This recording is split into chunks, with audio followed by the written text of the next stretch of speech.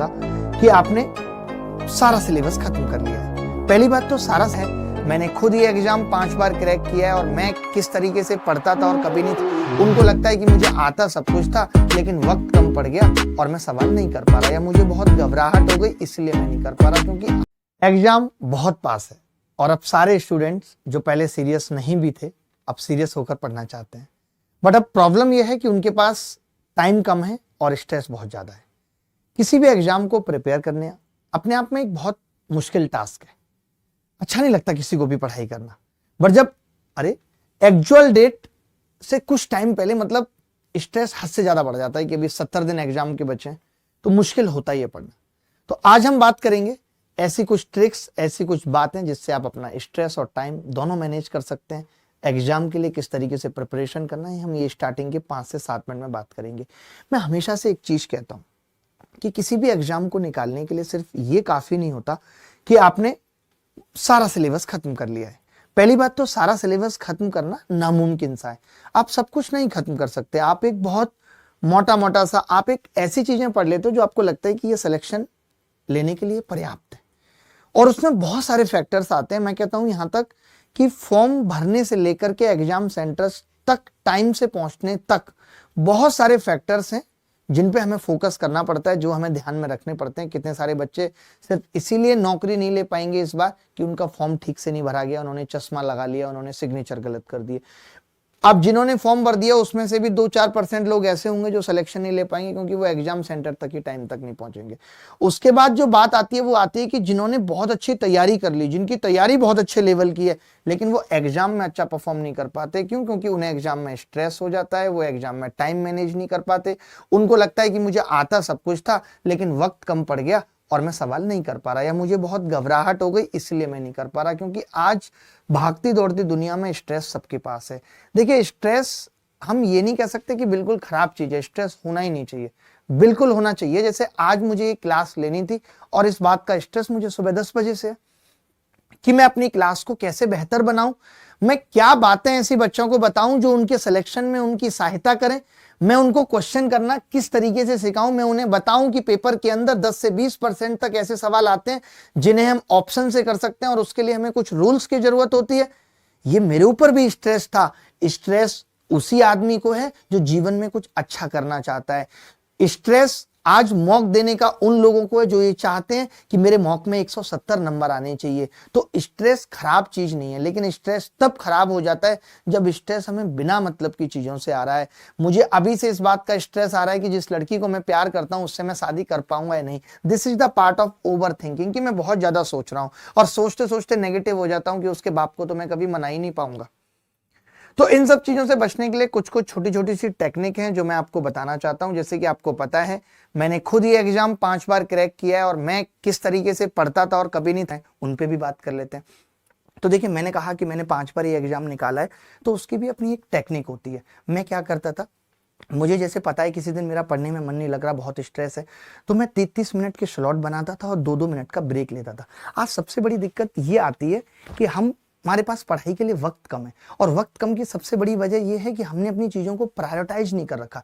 जब तक हम ये नहीं देखेंगे कि ये काम बहुत अर्जेंट है और ये काम जरूरी है, ये हमें करना है और ये नहीं करना। लाइक मेरा दोस्त मुझे फोन करके कहता है यार आज मार्केट चल रहा है, और मैं उसे मना नहीं कर पाता।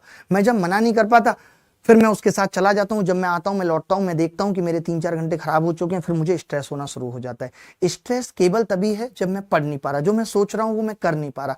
क्यों नहीं कर पा रहा? क्योंकि मैं और लोगों के दबाव में आ जाता हूं। मैंने मोबाइल उठाया था स्क्वायर रूट निकालने के लिए, लेकिन व्हाट्सएप पे मैंने मैसेज देखा और उसके बाद लगातार मैं मैसेज पे बात करने लगा, मैं मैसेज के रिप्लाई करने लगा, और उसके बाद मैं भूल गया कि मुझे स्क्वायर रूट निकालने के लिए जो मैंने मोबाइल उठाया था उसमें मैं आधा से पौना घंटा खराब कर चुका हूं। तो इन सब चीजों से बचने का तरीका ढूंढना पड़ेगा। आपको एक प्रॉपर प्लान बनाना पड़ेगा कि आज का दिन, बहुत लंबा कोई प्लान मत बनाइए, मैं बहुत छोटा सा आपका टाइम लूंगा और फिर हम सीधे सवालों की तरफ चलेंगे। मैं बस इतनी सी बात कहूंगा कि मान लेते हैं कि कल 3 मई है और 3 मई को मेरा प्लान ये है कि मैं हर एक हाल में किसी भी तरीके से पहले एक मॉक टेस्ट दूंगा, और एक मॉक टेस्ट 1 घंटा देने के बाद 10 मिनट रेस्ट करने के बाद मैं उस मॉक टेस्ट को 1 घंटा तक एनालिसिस करूंगा। 1 घंटे तक एनालिसिस करने के बाद मैं ये जानूंगा कि मेरी कहाँ कहाँ कमियां हैं। सबसे बड़ी दिक्कत यही आ रही है, बच्चे मॉक में स्ट्रेस फील कर रहे हैं, मॉक में टाइम मैनेज नहीं कर पा रहे। क्यों? प्रैक्टिस आपको बताएगी कि आपको कैसे टाइम मैनेज करना है। आप ये नोट करिए कि आपने मैथ्स में कितना टाइम लिया, आपने जीएस में कितना टाइम लिया, आपने रीजनिंग में कितना टाइम लिया। ये आपको सब कुछ खुद से मैनेज करना पड़ेगा। एक मॉक के एनालिसिस के बाद आपको पता चल जाएगा कि मैथ्स के अंदर आपने 28 मिनट बिता दिए, जो कि नहीं बिताने हैं। मैथ्स से जो टाइम बचाना है वही जीएस पे लगाना है। आप पूरा पेपर अटेम्प्ट कर भी पा रहे हो या नहीं कर पा रहे हो। मॉक ही आपको सिखाता है कि स्ट्रेस और टाइम मैनेज कैसे हो। लेकिन दुख की बात है, जब बच्चे मैसेज करते हैं कि सर मुझे तो मॉक में स्ट्रेस हो रहा है। अगर मॉक में स्ट्रेस हो रहा है तो पेपर में क्या हल होगा? मॉक में स्ट्रेस की वजह हो सकती है कि अभी आपका सिलेबस ही कंप्लीट नहीं हुआ है। आपको एक मॉक में मेंसुरेशन के 6 सवाल आ गए, लेकिन आपको मेंसुरेशन आती नहीं है। तो पहले आपको टॉपिक भी कंप्लीट करने पड़ेंगे। जब सुबह सुबह आप एक मॉक दे लेते हो 1 घंटा लगा के, और आपने इसमें 2 घंटे बिता दिए, तो यहां से आपको भरपूर तो मोटिवेशन मिल जाता है, और आपको यह पता चल जाता है कि अब आपको राहत तय क्या करनी है, आपको जाना किस तरफ है। आपको जाना किस तरफ है। इस मॉक को ऐसे समझ लीजिए कि मैंने घर पे बैठ के जीपीएस लगा लिया, और उस जीपीएस ने मुझे दिखा दिया था कि एक ये रास्ता है, ये 10 मिनट स्लोअर है, एक ये रास्ता है जो सीधे हाईवे है बट इसमें टोल लगेगा, एक ये रास्ता है जो खराब है कोई टोल नहीं लगेगा लेकिन 15 मिनट स्लोअर है। तो घर बैठे जीपीएस लगाना मतलब कि मॉक लगाना है। फिर मैं डिसाइड कर लेता हूं कि अच्छा मुझे अब ये रास्ता लेना चाहिए अगर मुझे अपनी मंजिल पे बहुत जल्दी पहुंचना है। तो ऐसे समझ लो कि मॉक का एनालिसिस घर पे बैठ के जीपीएस लगाने जैसा है। तो हमें सबसे पहले यही चीज करनी पड़ेगी, और उसके बाद मॉक के अलावा मैं ये देखूंगा कि मुझे 8 घंटे पढ़ाई करनी है, उस 8 घंटे में क्या करना है।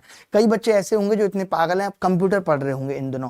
मैं कहता हूं जो इन बचे हुए 2 महीने में कंप्यूटर पढ़ रहा है उसको हम धाक के अलावा कुछ नहीं कहेंगे, वो क्रैक है। क्योंकि अब कंप्यूटर फ्री में नहीं आएगा, और फ्री में नहीं आएगा तो अब कंप्यूटर छोड़ना पड़ेगा। अब तक जितना पढ़ लिया ठीक है, अब कंप्यूटर नहीं पढ़ सकते। अब हमें चारों सब्जेक्ट्स पे फोकस करना है कि 8 घंटे की पढ़ाई में मैं 2 आवर ईच सब्जेक्ट्स के लिए दे रहा हूं।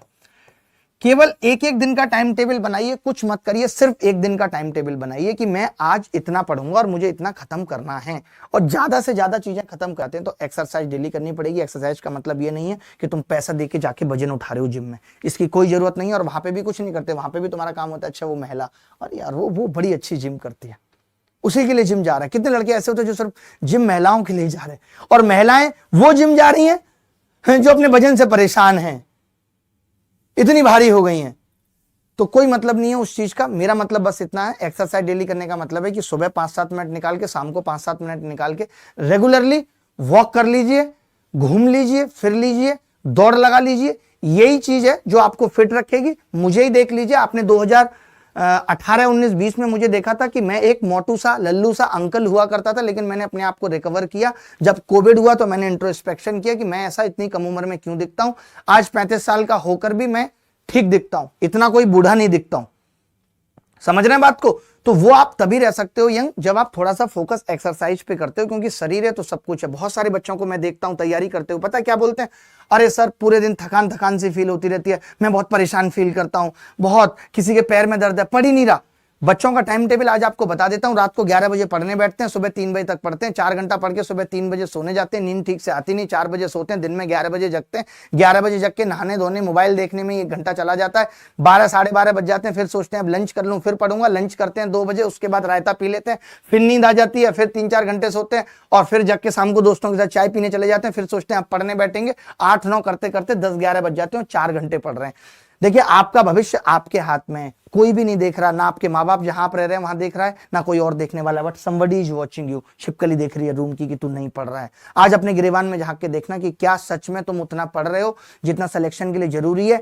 क्या तुम्हारे मॉक में 110 से ऊपर नंबर नहीं आ रहे? क्या तुम पेपर में 150 नंबर ला पाओगे? कोई चांस नहीं है, कोई सवाल नहीं उठता। तुम नहीं ला पाओगे, किसी भी हाल में नहीं ला पाओगे। तो ऐसे भ्रम में मत रहो, गलत उम्मीदों में मत रहो कि तुम्हारे मॉक में अच्छे नंबर नहीं आ रहे। अभी भी 70 दिन बचे हैं, और ऐसी दुनिया की कोई ताकत नहीं है जो तुम्हारा सिलेक्शन होने से रोक सकते। अगर तुमने, देखिए होता है ऐसा, बहुत बार होता है, मेरे साथ भी हुआ। मैं लगातार YouTube पे 2-3 महीने से नहीं पढ़ाने आ रहा, तो मेरा भी मन नहीं कर रहा। मुझे लगा यार अब पढ़ाने जाऊंगा, अब पढ़ाने जाऊंगा, मेरे को नहीं रिदम मिला।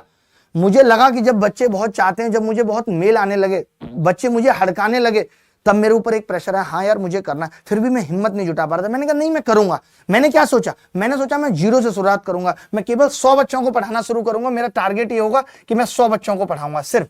कि 100 बच्चे मुझे देखेंगे, मैं उनको प्यार से पढ़ाने की कोशिश करूंगा। पहले मैं कुछ सेशन लेता हूं, ये एमपीएल मैथ्स प्रीमियर लीग पे कुछ प्रैक्टिस कराता हूं, बच्चों को ये आभास कराता हूं कि मेरे पढ़ाने का तरीका ये है, और फिर मैं ज्योमेट्री शुरू कर दूंगा, A to Z क्वांट 2.0 की, जो भी टॉपिक बचे हैं वो खत्म कर दूंगा। तो मुझे भी इस रिदम को तोड़ने के लिए जो मैं काम नहीं कर रहा था, या मैं एक कंफर्ट जोन में चला गया, तो उस कंफर्ट जोन से इधर आने में मुझे भी वक्त लगा। यू कैन नॉट बिलीव कि मेरा गद्दा सुबह 7-8 घंटे से यहीं पड़ा है। मैं स्टूडियो में आके बैठ गया कि मैं कहीं जा ही नहीं रहा हूं, मुझे माहौल बनाना है। मैंने अपने मोबाइल का डेटा ऑफ कर दिया कि मैं किसी के मैसेजेस नहीं पढ़ूंगा, क्या पता कल को आज कोई रात को मुझे कह दे कि यार 9 बजे मिलना है, बहुत अर्जेंट काम है, मैं मना नहीं कर पाऊंगा।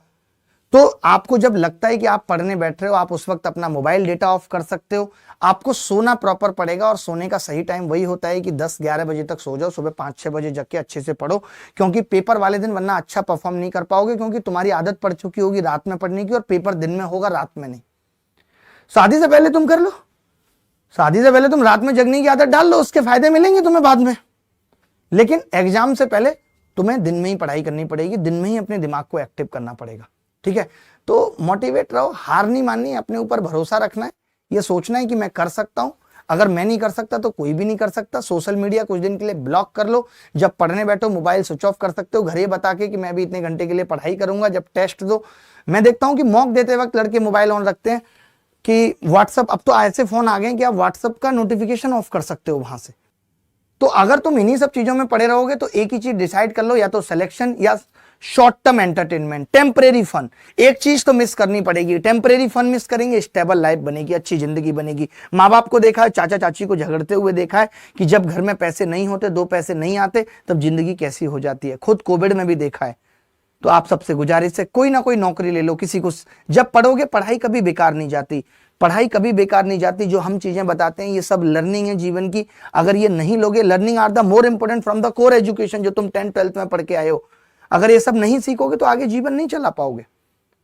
बिना एजुकेशन के कुछ नहीं है। मैं तो कहता हूं सीजीएल नहीं होगा, सीएचएसएल होगा, सीएचएसएल नहीं होगा, एमटीएस होगा, एमटीएस नहीं होगा, डीआरडीओ में असिस्टेंट की पोस्ट पे होगा, कोई ना कोई एग्जाम निकाल दोगे। अगर पढ़ाई करोगे कुछ नहीं होगा, पटवारी बन जाओगे, शादी हो जाएगी, कुछ ना कुछ नौकरी तो मिलेगी। एएलपी निकल आएगा, रेलवे निकल आएगा, लेकिन तभी जब पढ़ोगे।